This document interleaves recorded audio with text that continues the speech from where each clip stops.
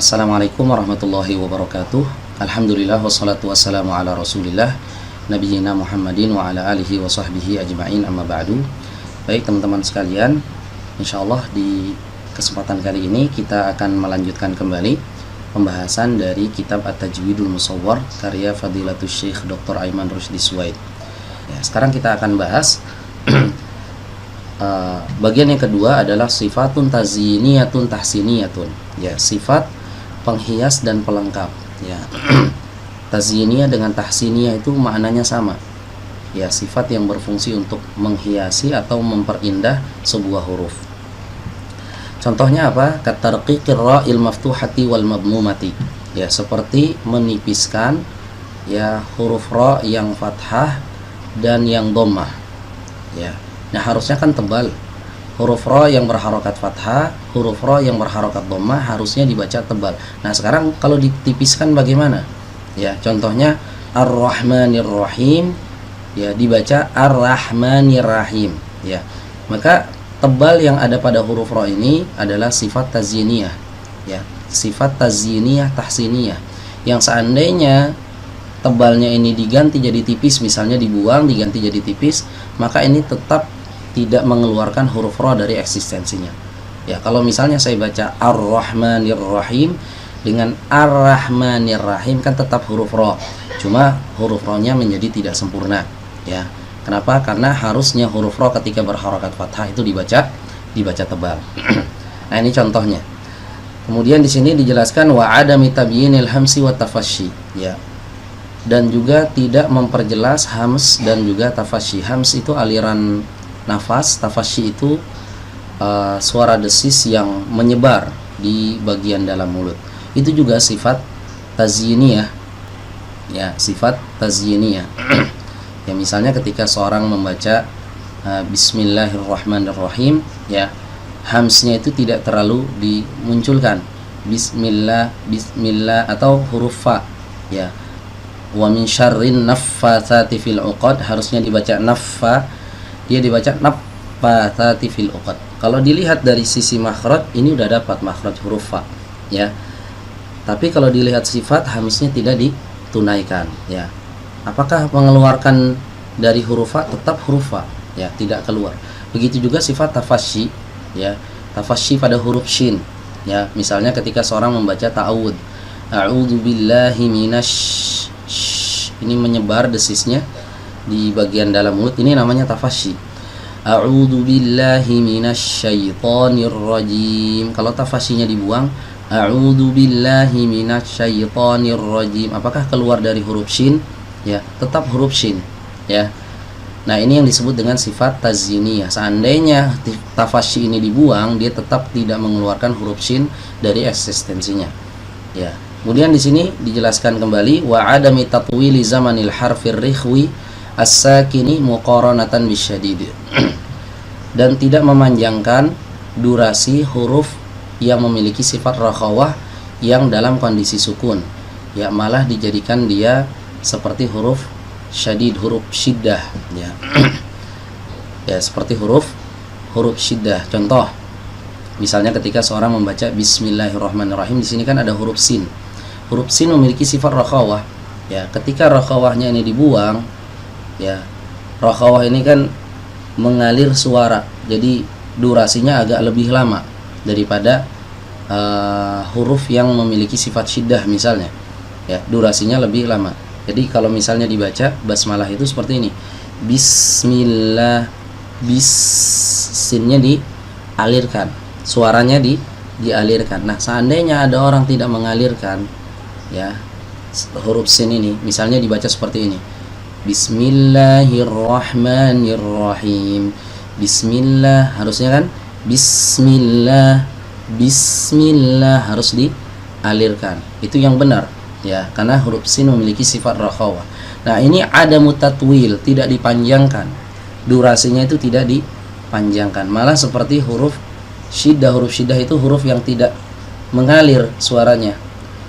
Bismillah, Bismillah. Pertanyaannya, apakah ketika membaca seperti ini, Bismillah, itu keluar dari huruf sin, ya, huruf sinnya menjadi hilang? Jawabannya tidak. Dia tetap huruf huruf sin hanya saja tidak ditunaikan sifat rakhawahnya. Ya, jadi sifat rakhawah pada huruf sin di sini adalah sifat tazyiniyah, bukan sifat inti. Ya.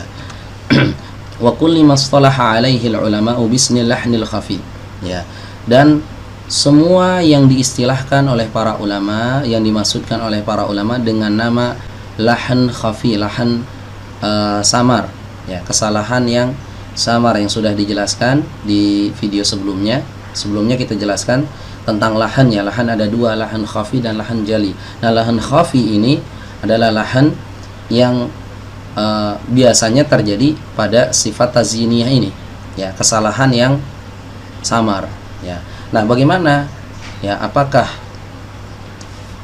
ketika seorang tersalah dalam menunaikan sifat tazyiniyah ini, apakah kita harus saklek, harus ketat, ataukah ada kelonggaran dalam hal ini? Maka di sini dijelaskan oleh Syekh Aiman Rushdi Suwaid, fayufarraqu fihi baina halataini, ya, tergantung keadaannya. Ya, sifat yang seperti ini, sifat tazyiniyah ini tersalah dalam hal ini, apakah kita harus ketat atau longgar tergantung kondisi dan keadaannya. Ada dua keadaan dalam hal ini, ya. Pertama, kata beliau, ala sabili talaqqi wal musyafahati, ya, dalam konteks talaqi dan musyafahah. Talaqi dan musyafahah ini maksudnya adalah proses belajar mengajar. Ketika seorang guru mengajarkan Al-Quran kepada muridnya, ya, talaqi itu artinya bertemu, bertatap muka antara guru dengan murid, berjumpa. Musyafahah itu artinya si guru membaca, murid melihat mulut gurunya, ya, kemudian menirukannya. Kemudian si guru melihat mulut muridnya, apakah sudah benar atau belum. Ya, kalau sudah benar dibiarkan, kalau salah maka dikoreksi. Itu namanya musyafahah. Nah, ketika dalam konteks ini, kata beliau, al-iltizamu biha wajibun. Ya, hukum seorang itu berpegang teguh dengan sifat tazyiniyah ini adalah wajib. Ya, harus ketat dalam hal ini. Meskipun kesalahannya itu adalah kesalahan ringan, tidak boleh dibiarkan dalam urusan talaqi. Wal ikhlalu biha haramun, dan kesalahan dalam hal ini hukumnya haram, li'annahu kadhibun fir riwayah. Kenapa? Karena ini berkaitan dengan periwayatan Al-Qur'an. Ya, dia telah melakukan kedustaan dalam riwayat. Ketika seorang guru mengajarkan Al-Qur'an kepada muridnya, ini kan berarti dia sedang meriwayatkan Al-Qur'an yang dia dapat dari gurunya. Dia dapat dari gurunya, ya, gurunya dapat dari gurunya lagi, dan seterusnya bersambung sampai Rasulullah. Ketika dia ajarkan kepada muridnya, maka dalam hal ini dia harus saklek, harus ketat, hatta dalam urusan sifat tazyiniyah. Ya, kesalahan dalam hal ini haram. Kenapa? Karena dapat berdampak kepada dusta dalam meriwayatkan. Ya, jadi ketika murid salah dalam urusan sifat tazyiniyah, misalnya dia membaca Bismillah, ya, basmalah dia membaca Bismillahirrahmanirrahim, kurang dialirkan di huruf sinnya, maka ini harus ditegur, tidak boleh dibiarkan, karena konteksnya ketika itu sedang talaqi wal musyafahah, sedang proses belajar mengajar. Jadi kalau dalam proses belajar mengajar, baik itu makhraj ataupun sifat, itu semuanya harus dibuat serba ketat. Ya, kenapa? Karena si murid ini ketika dia salah terus dibiarkan, maka dia menganggap dirinya benar. Ya, kemudian nanti dia akan mengajarkan lagi kepada muridnya lagi, kepada orang lain, dan dia menyangka dirinya sudah benar. Ini berbahaya. Ya, maka kalaupun si murid ini misalnya belum bisa mengucapkan makhraj dengan benar, ya, kemudian menunaikan sifat dengan baik, kita katakan ini salah, ya, tapi kamu jadikan PR gitu misalnya. Ya, bukan dibiarkan begitu saja. Ini kalau dalam proses belajar mengajar. Ini kondisi pertama, ya. Jadi kondisi ketika dalam proses talaqi dan musyafahah, maka berpegang teguh dengan sifat tazyiniyah ini hukumnya wajib. Ikhlal dalam hal ini hukumnya haram. Ya. Baik, kemudian kondisi yang kedua adalah ala sabili tilawatil mu'tadah. Ya. Dalam konteks bacaan biasa, artinya bukan dalam proses meriwayatkan Al-Quran, bukan talaqi, bukan musyafahah, bukan belajar mengajar, tapi dia memang sedang tadarus biasa saja. Ya, bagaimana? Apakah diketatkan atau tidak? Apakah ada keringanan, dilonggarkan? Ya, atau seperti apa? Kata beliau, yufarraqu fihi baina halataini.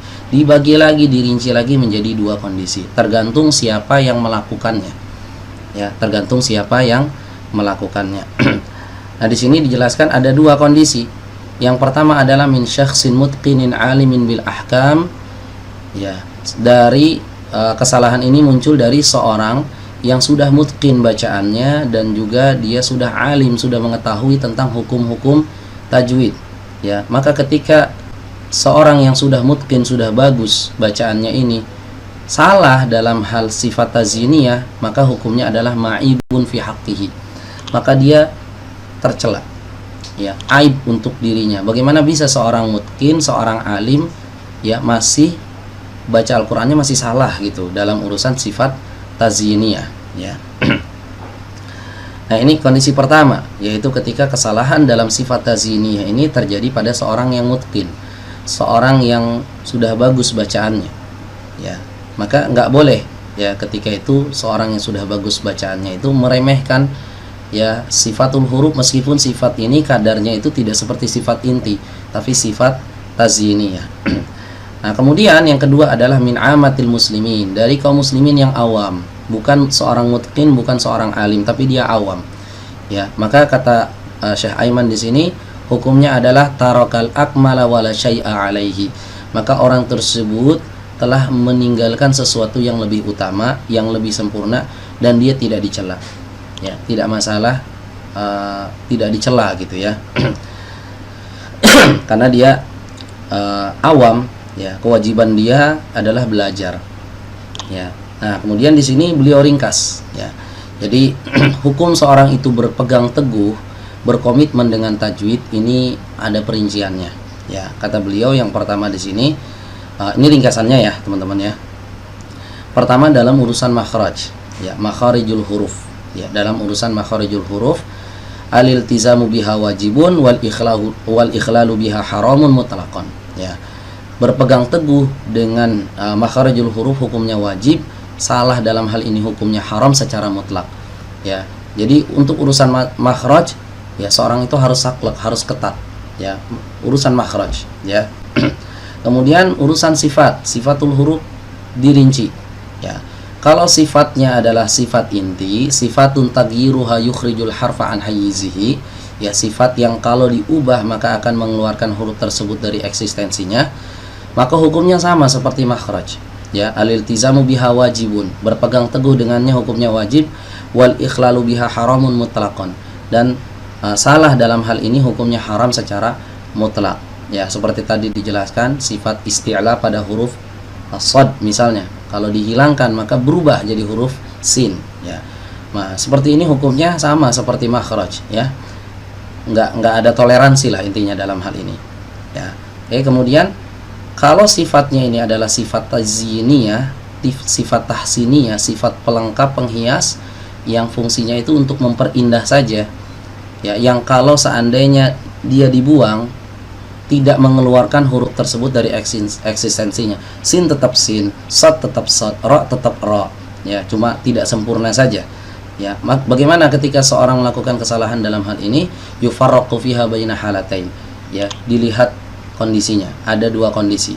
Pertama, jika dalam kondisi talaqi dan musyafahah, ya, ala sabili talaqi wal musyafahah, dalam proses belajar mengajar, hukumnya sama seperti yang sebelum-sebelumnya. Al-iltizamu biha wajibun, berpegang teguh dengannya hukumnya wajib, wal ikhlalu biha haramun, dan kesalahan dalam hal ini, cacat dalam hal ini hukumnya haram, li'annahu kadibun fi riwayah, karena dia sama saja bentuk kedustaan dalam periwayatan Al-Qur'anul Karim. Karena proses belajar mengajar itu harus tepat, ya. Seorang guru harus mengajarkan sesuai apa yang dia dapat dari gurunya, ya. Sehingga bacaan Al-Qur'an ini konsisten dari zaman ke zaman, ya. Dalam urusan ini harus ketat. Baik, kemudian ketika seorang itu bukan dalam proses belajar mengajar tapi tilawah biasa saja, ala sabili tilawatil mu'tadah, dia baca begitu saja tadarus sendiri, bukan dalam proses belajar mengajar, maka ini pun dirinci lagi. Jika dilakukan kesalahan ini oleh seorang yang mutqin, seorang yang alim dengan hukum-hukum tajwid, maka kata beliau ma'ibun fi haqqihi, dia tercela, ya, pada haknya, karena dia seorang alim, ya, seorang alim bacaannya harus harus bagus. Adapun dari amatul muslimin, dari keumuman kaum muslimin, maka hukumnya adalah tarokal akmal. Ya, dia tidak dicela tapi dia meninggalkan perbuatan yang lebih sempurna. Nah, demikian ringkasan dari hukum seseorang itu berkomitmen dengan tajwid. Apakah seorang itu harus ketat dalam urusan tajwid ataukah harus longgar? Perinciannya telah dijelaskan di sini. Baik, mungkin sampai di sini pembahasan kita kali ini teman-teman sekalian. Ya, kurang lebihnya mohon maaf. Akhirul kalam. Wassalamualaikum warahmatullahi wabarakatuh.